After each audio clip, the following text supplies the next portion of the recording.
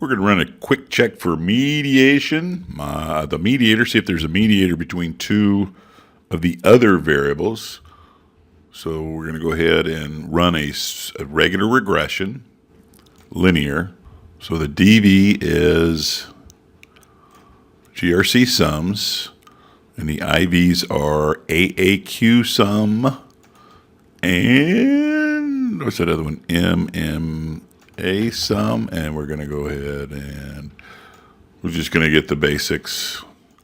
And again, I'm not going to check for any of the assumptions. We're just going to look for mediation going on. And the rest of those are okay. All right, here's the output. You got correlations. You got some really strong correlations going on up here. But one thing I am looking at is the correlation between NMA and AQA. It is significant. That's going to come back and bite you on the butt there, right? So you got one independent variable strongly correlated with another independent variable instead of the dependent variable, which is step number one to being either a mediator or a moderator. But let's keep going. Model summary is very strong. Your regression is significant. And this is our money box right here. We're going to look at the coefficients box. So the correlation between AAQ and GRC is significant. So a regular Pearson's correlation is pretty strong, 0.527. But when you switch it over to the partial correlation, in other words, when you include other variables, predictive power to GRC, along with AAQ, it dropped. You notice that? It dropped to about half of what it was. So that tells me that there's another variable that is controlling the variance relationship between AAQ and GRC, and it has to be this other variable, NMA.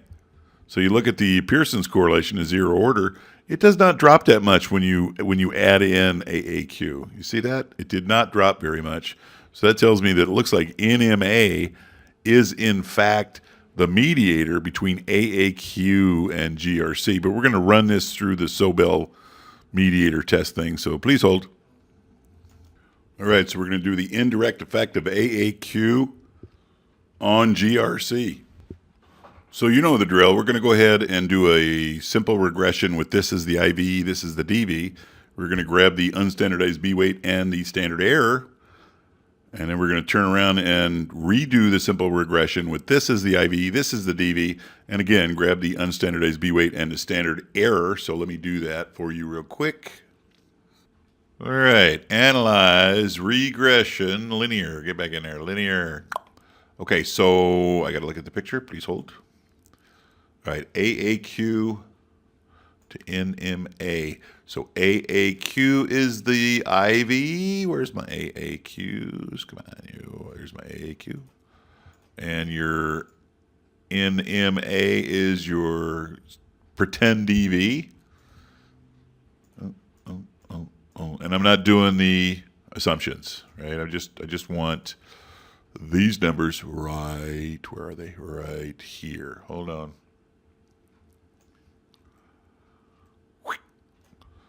Right, I want this number, 1.335 and 0.284.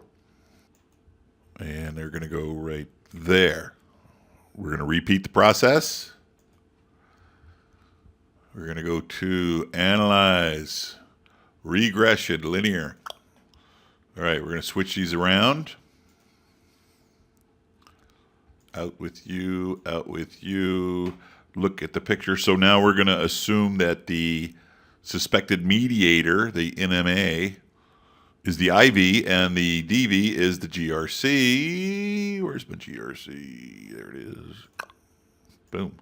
And those should all be clicked, and they are. And again, we are only looking for these numbers, 1.142 and 1.109. Please hold. And there they are. So now I'm going to jump to the Sobel preacher test webpage.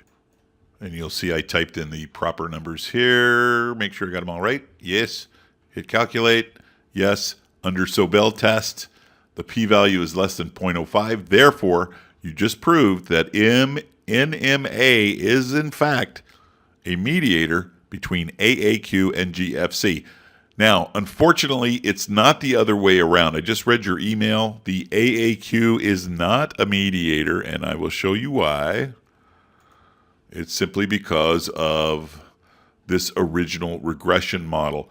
So what happens is when you stick AAQ in by itself, the Pearson's correlation between AAQ and GFC, zero order, is big. It's 0.527. But when you overlap with the other variable NMA, your correlation dropped considerably.